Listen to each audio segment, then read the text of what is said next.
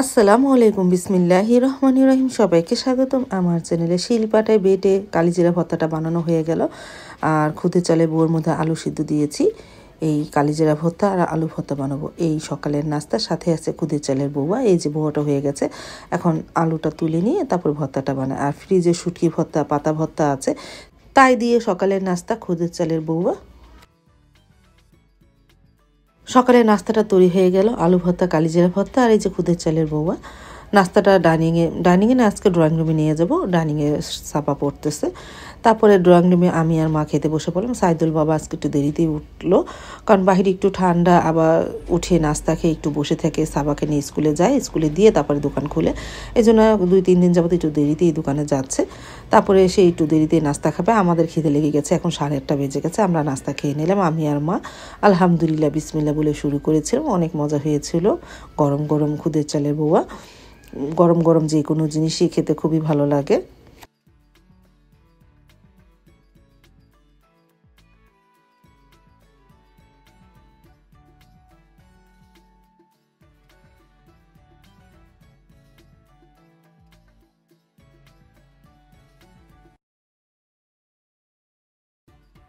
আর শীতের সকাল তো এখন কম বেশি আমাদের সকালে চা খাওয়াটা হয়। এই যে দুধ চা বানিয়েছি, সারামণি তো এই যে চা বিস্কুট খাচ্ছে, মাকেও দিলাম, আজকে আমিও একটু খেলাম।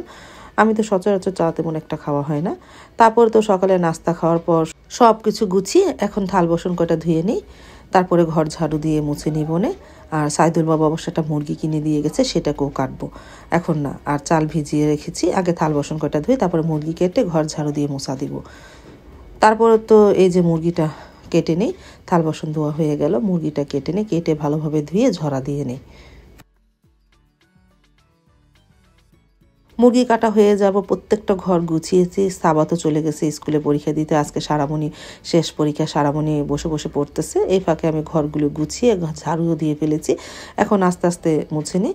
আর বিড়াল ছানাটা আমি যখনই ঘর মুছতে আসি আমার এই লাঠিটা ধরবেই, দেখো কেমন করতেছে।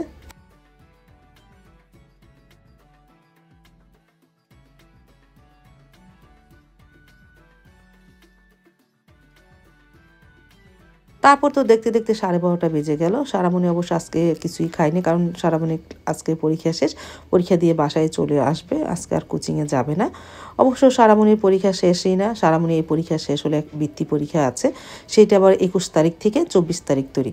সারামণির পড়া এখন তৈরিও শেষ হয়নি, বৃত্তির জন্য আবার প্রস্তুতি নেবে। আর অন্যান্য স্টুডেন্টের তো পড়া শেষ। তারপর তো সারামণিকে বসিয়ে দিয়ে বাসায় চলে এসেছিলাম। আসার পরে পেঁয়াজটা ভেজে নিয়ে পাশে চলে ভাতটা বসিয়ে দিয়েছি।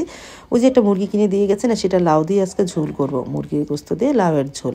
এই দুপুরের মেনু। আজকে আর ভাজি টাজি করবো না। লাউটা কেটে নিয়ে ভাতটা আস্তে আস্তে বলক আসুক। তারপরে তো পেঁয়াজটা ভাজা হয়ে গেছে। এর মধ্যে প্রথমে তো আদা রসুনটা দিব, সেটা দিতে ভুলে গেছে। আমি হলুদ মরিচ আর ধনিয়া গুঁড়া দিয়েছি। আর মনে পড়েছে আমি তো আদা রসুন দিই না, তারপরে আদা রসুন দিয়ে দিয়েছিলাম।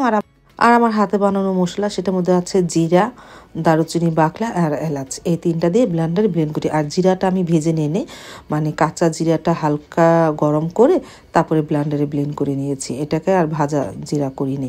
কাঁচা জিরাটা আলাদা একটা ফ্লেভার আসে। আমি আদা রসুনও কাঁচা জিরা ব্লেন্ডারে ব্লেন্ড করে খাই আদা রসুনের সাথে। তারপর লবণ দিয়ে ভালোভাবে মশলাটাকে একটু কষিয়ে নিই, তারপরে গোস্ত আর লাউ দিব নে।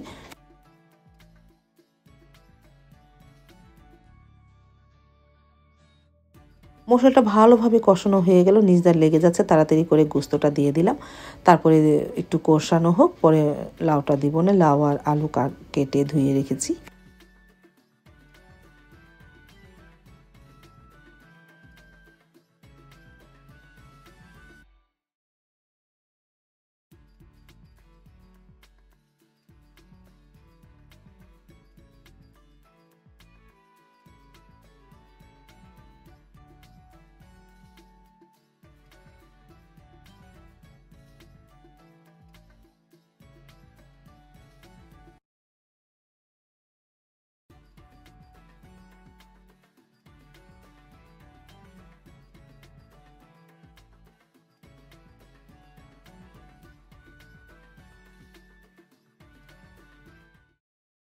প্রায় অনেকক্ষণ ধরে কষানো হলো। এখন লাউ আর আলু দিয়ে কিছুক্ষণ কষাই, যদি দরকার হয় পানি দিব, তা না হলে দিব না।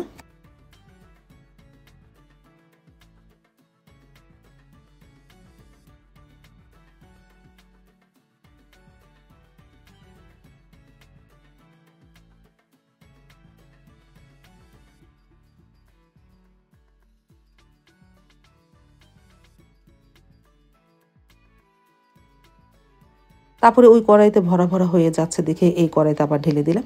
এইটার মধ্যে দিলে আবার একটু তাড়াতাড়ি সিদ্ধ হবে লাউ। তারপরে এইটার মধ্যে দিয়ে ঢেকে দিই। আর মানে অনেকটাই পানি ছেড়েছে, আর একটু কষানো হোক।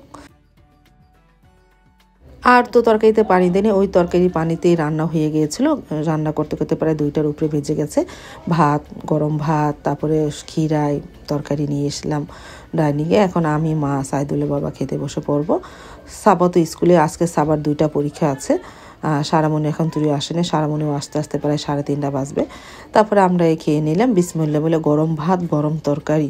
আলহামদুলিল্লাহ বিসমিল্লাহ বলে শুরু করেছিলাম। অনেক অনেক মজা হয়েছিল।